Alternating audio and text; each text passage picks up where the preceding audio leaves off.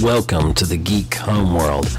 I am your host, SavageTechman. We talk sci-fi, TV, movies, superheroes, and all from a geek perspective. You can find us on Blogger, Google+, Twitter, Facebook. We're everywhere. Join the Geek Homeworld.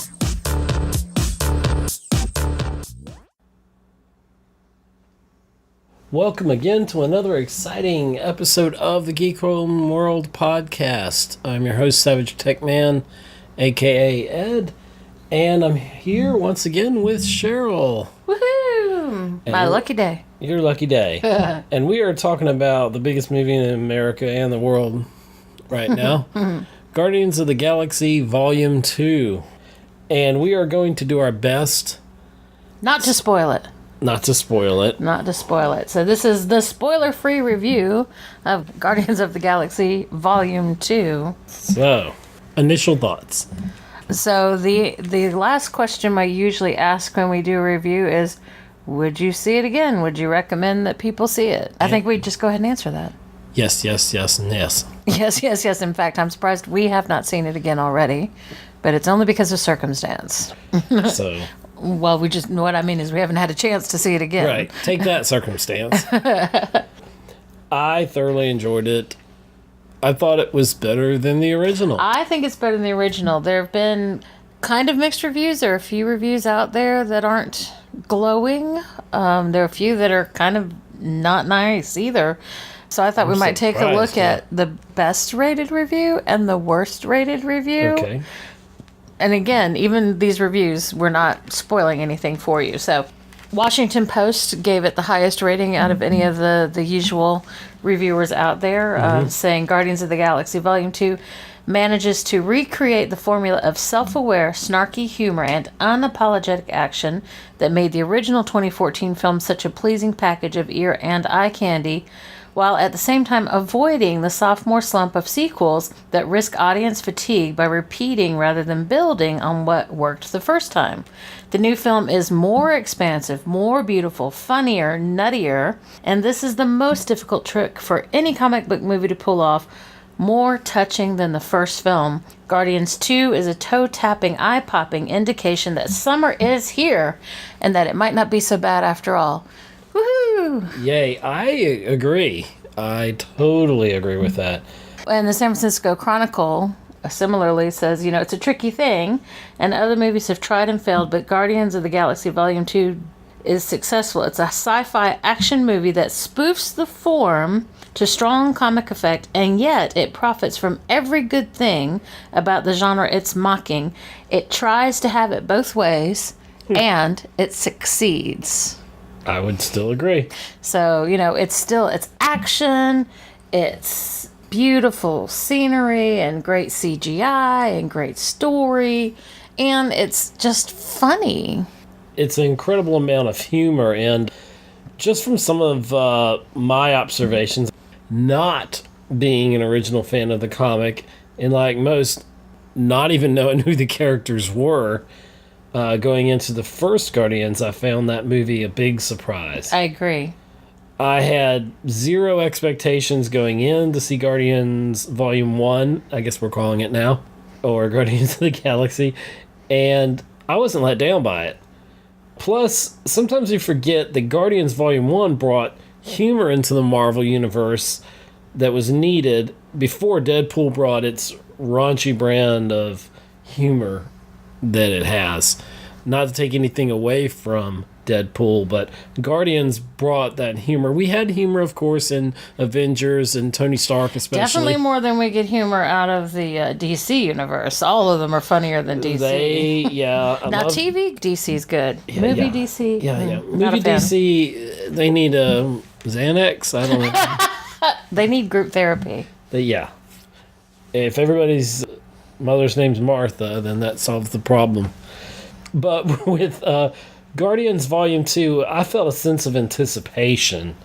I was surprised by how good Guardians Volume 2 was. I expected to be let down. I didn't think it could live up to how good I thought the first one was. Interesting. Same And I way- know there are people that feel that way. Well, and like I was disappointed by Age of Ultron. This film was funny. The action sequences I just thought were over the top. And even better than some of the ones in the first one. Well, and I think where, in some places where it could have gotten, I'm just going to say gory in the way that some films go too gory for me, because they overlay the soundtrack, it kind of takes away from that heaviness of it. Well, there's always underlying humor in that, yeah. Yes. There's always that humor there that's as a backtrack to things. And they do fight, and it's so weird because Vin Diesel playing Baby Groot, the voice of Baby Groot, and there's a point where Drax says that we're family. And that reminds me of Vin Diesel's character in F8 in the Fast and Furious. We're family. So I don't know if they were intentionally trying to, put that in there, but I picked up on that. Let's see. One thing that did surprise me was the serious moments in Guardians 2. And the cool thing is they didn't really kill the momentum of the film that I thought. One little bit of criticism. At first, there were a few scattered moments in the film, and I kind of felt like they were waiting around for something to happen. Well, and I think I have to agree a little bit with that, because it actually took me longer than I would expect to understand what the main storyline was. And I guess I don't know if I was enjoying the characters too much or if I was just looking at everything too much, but we're like 50-60% through the movie, and then I realized, oh, this is the main story. I don't know why I didn't get that, but there is one thing that I think is pretty safe to reveal. I think it's been revealed by the promos for it, and so I'm just going to quote from the review in the Games Radar, which says, "You want to know if Baby Groot is as adorable and as cool as the trailers have made him seem? Well, I'm here to tell you that he is. The early verdicts weren't lying when they said he steals the show." And Games Radar goes on to say, "If Disney announces a Baby Groot spin-off movie or a Baby Groot spin-off TV show, or hell, Baby Groot spin-off bath salts, I have no doubt that it would make a boatload of cash. Who knew that this much heart and humor could be poured into a tiny little twig who only says 3 words? What a guy." In this movie, I liked the character of Yondu better. I thought that they fleshed out his character a lot better in Volume 2 than in Volume 1. I think that's true, really, of all the characters that are in this film. Even the main characters, I feel like they're more satisfyingly complete in this film than they were in the original. And the original had the burden of trying to introduce them all. What this film does as a sequel is really let us know them better. Right. And they do work as a team, but they're at each other's throats most of the time.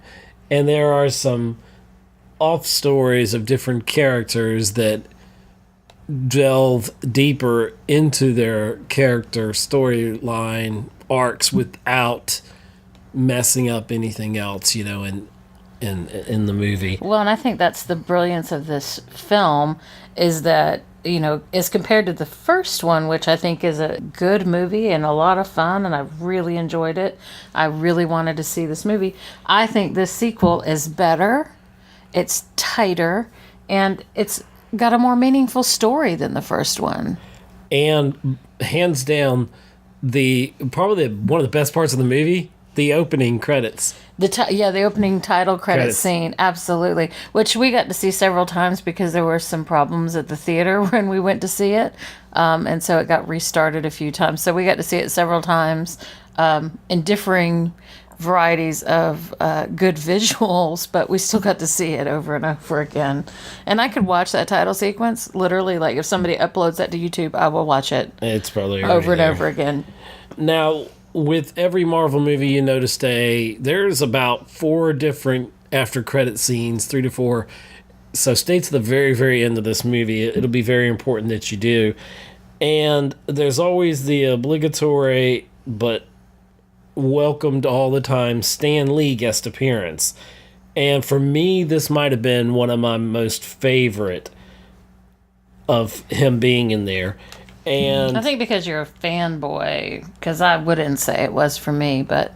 Well, I'll explain why now. I think that because there was a lot of foreshadowing, or maybe I'm just reading that into it, but it truly was the company that you keep, and that's all I can say about that particular thing. But it seems fitting knowing that the next time we see the Guardians on film will be in Avengers Infinity War with 30 to 40 other heroes of the Marvel Universe, and they're going to be taking on Thanos. And so this scene is a very pivotal scene that a lot of people, I think, would just say, oh yeah, that was a really funny, cool moment.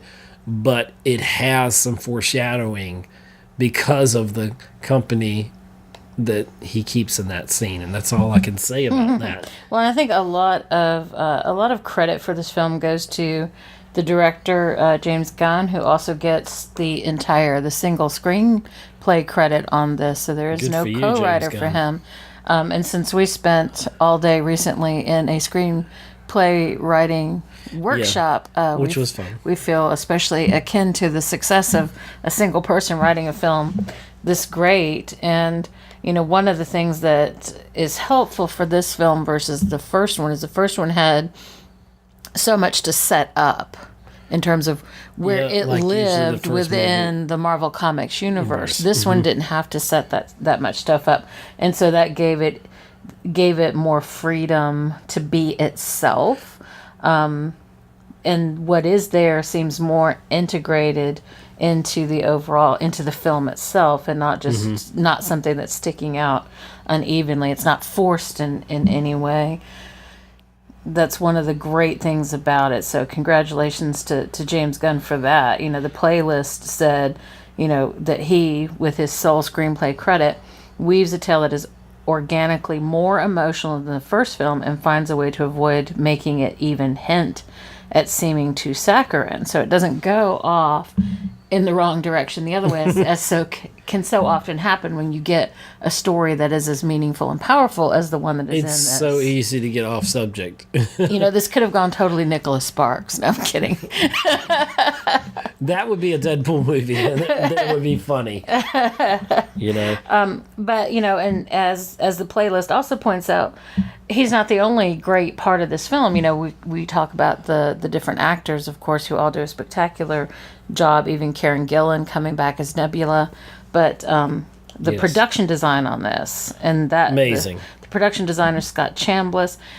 And one of the things I struggled with in the last Star Wars movie in December was just how many billions of planets they had, and you got to have all these different looks and all. It was just trying too hard. And in this film, we see Scott Chambliss not trying too hard, and he's not stuck in the same old thing, even though he's been doing this kind of production design for so long. I mean, he did J.J. Abrams' 2 Star Trek movies, and he still, however, is able to make it fresh and beautiful. And frankly, a couple of the planet scenes that we have are just visually amazing. Can we even talk about one of the planets without being spoiler? I don't know, especially if it's the one you want. I can tell in your face you want to talk about. I do. It was a gorgeous world. Let's just leave it at that. We'll just say, what a wonderful world. Well, and it's CGI, but it doesn't feel CGI. It does feel like, oh my gosh, where did they find this location? Well, I think it might be responsible in our review not to neglect some of the less positively glowing reviews that are out there. And Seattle Times, I think, has the worst rating for the film. They gave it like 1.5 out of 4 stars or something, and says it's all intended to be clever, but all it really does is contribute to the clutter of this overly busy and overlong sequel. It's a rare misstep for the usually sure-footed folks behind the Marvel Cinematic Universe. And I just have to say that reviewer must have been having a really bad day, because I don't think that's true at all. But even Games Radar, who thinks Baby Groot is so fantastic, asks, the next question that fans want to know is, does it live up to the original? And Games Radar says, unfortunately, it doesn't. They say it struggles with the same issues all sequels do. How do you recapture the magic of the original when your audience has seen it all before? Sadly, Guardians 2 tries too hard to emulate its first movie and often misses the mark. The one-liners are too obvious, the emotional discoveries too forced, and some scenes from the original are almost completely recreated. Having said that, a Guardians sequel which falls short of the original and its dizzying heights is still a damn good movie, and one which fans will be satisfied with, if perhaps a little disappointed. I don't think so. I mean, I really don't think that's the case. Now, I don't either. Now, of course, I'm not a diehard, Marvel Comics fan. I enjoy these films, but I just enjoy it. And you know what? And what's wrong with a movie that you just enjoy? You don't have to think too hard about it. It was true popcorn summer fun movie. Absolutely. And it had heart. Like they said, why not start your summer this way? I mean, we're used to now, especially since Avengers, the first Friday in May, the first weekend in May, is when we kick off our summer with some fantastic blockbuster. And here we have it. It delivered what it needed to deliver. And, I think everyone who was in the theater with us really enjoyed it once we stopped rewatching the opening. Yeah. One time, it was entirely in pink and green. Not sure. It was the very first screening. It would have worked for Suicide Squad. Something wasn't set up right, and it took them a little while to figure They couldn't get the 3D out. right in the big D. Yeah, I'm looking at you, AMC. So, but I think, heck yeah, I like going to a film I can just enjoy sometimes. And it still had important themes that were carried through really well. I don't want to talk about, since we're trying not to spoil, there is one big central theme, and every character is relating to it. And so, that's hard to do. And we've got one guy writing it and then directing it. Yeah, I say James Gunn, nominate him up there. He did a great job. He did a wonderful job with Maybe this we film. should actually get a screenwriting Oscar for a superhero movie for a change. But maybe I'm just feeling really good because it's a great movie. Because Dark Knight pops into my mind. Okay, well, yeah, I'm not feeling that dark. So if this is the start of our summer and the rest of the summer is even half this good, I'm up for it. Me too. I'm definitely up for it. One of the movies coming out that's in the Marvel Universe will be Spider-Man Homecoming. So we're looking forward to that. Well, and the trailers on that have been a lot of fun. You got the reboot of The Mummy. We've got Mummy. Listen to my southern accent. Mummy. And of course, everybody's looking forward to Wonder Woman, and Chris Pine's going to be in there. Yeah. Gal Gadot. Those are big things that people are looking forward to for sure. And, hopefully they won't disappoint. So, I have a question. Mm-hmm. Do I look like Mary Poppins? Is he a good guy? Yes, he is. I guess you'll have to figure out what that means on your own. We'll probably be back later. We'll be back next week with a spoiled review. Very spoiled. It's going to be rotten. No. Thanks for listening to another episode of the Geek Homeworld podcast with your host, SavageTechman. You can find us on Libsyn, Google+, follow us on Twitter, like us on Facebook, listen to us on iTunes, see us on YouTube, be part of our Mixler chats. Thank you. See you again on the Geek Homeworld podcast.